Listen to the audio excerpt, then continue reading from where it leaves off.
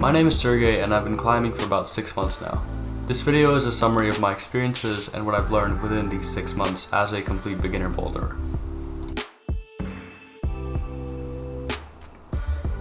I climb a mix of both indoor and outdoor, however the majority of my climbing is indoors at the gym. But all of this started in June 2024 when I went to the climbing gym for the very first time. Unfortunately, I don't have a whole lot of good footage from this time period, but I can assure you it does get a lot better. From the first time I went to the climbing gym, I was absolutely hooked. I started going 5 days a week, pretty much right away.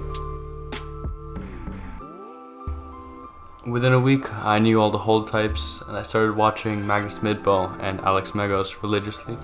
Now, my home gym doesn't do traditional grading systems, but it only took me about a month to send a blue tape, which is considered to be their second highest grade. About a month in, I started doing regular hangboarding and antagonist training, which is basically training the muscles that aren't directly used in climbing to avoid muscle imbalances.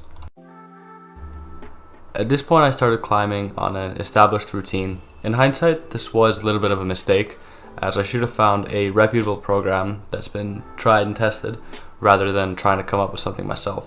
But I have fitness goals outside of climbing, and I find that having my own program helps me meet those goals better.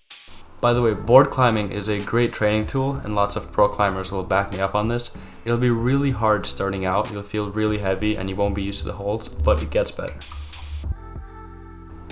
About 2 months in, I ventured on an outdoor climbing adventure for the very first time. I went on a camping trip that was near a pretty popular climbing area, so I decided to give it a try.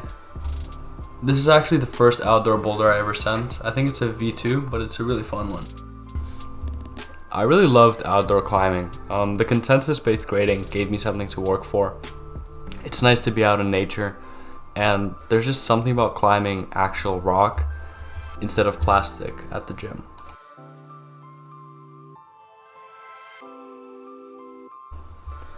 On my second climbing trip, I went to a place called the Halfway Log Dump, which is a really popular local bouldering spot. And that's where I discovered the issue of access for the very first time. Right, so I'm walking to the climbing spot right now. It's about a 2-kilometer hike, which in itself is full of V1 boulder problems. So it's a good way to get warm. Yeah, this is what the approach looks like. I don't know if I want to go there. What truly sucks is that I'm here and the cool problems are there and there and there and I can't get there. I'm gonna see if I can make this traverse. Another challenge that one wouldn't expect is reading guidebooks. It can be really difficult just to find the boulder that you're trying to climb and then locate the correct line to climb. Here you can see me trying to canvas this boulder problem, but there's actually a not so obvious foothold right below me that makes the whole thing so much easier. In fact, I think my biggest problem outdoors was and still is reading beta. Even if something is well within my climbing grade and I can do all the moves, it takes a lot for me to be able to piece them together. But still, eventually I did start sending some cooler stuff.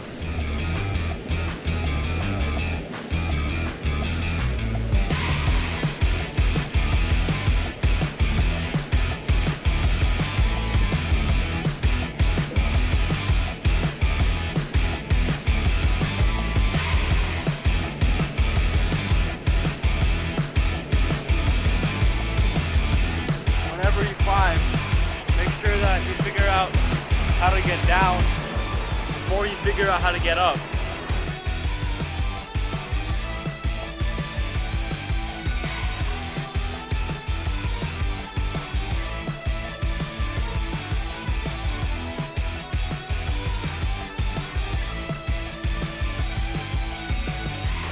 So this is what I'm climbing. I think it's a V3 or V4.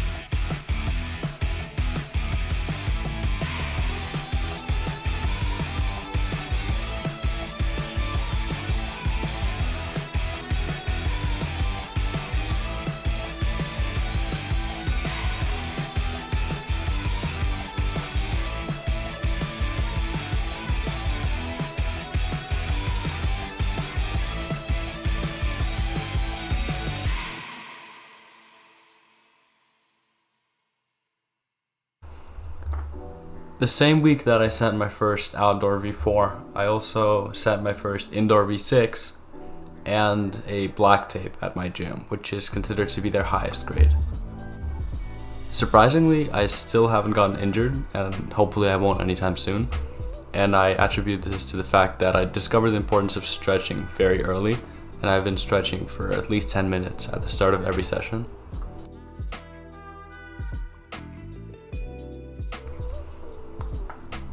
And all this brings me to my next point. Well, where am I now? Well, not too far. Obviously, I'm still a very mediocre climber. I have a lot to learn, and I'll continue climbing.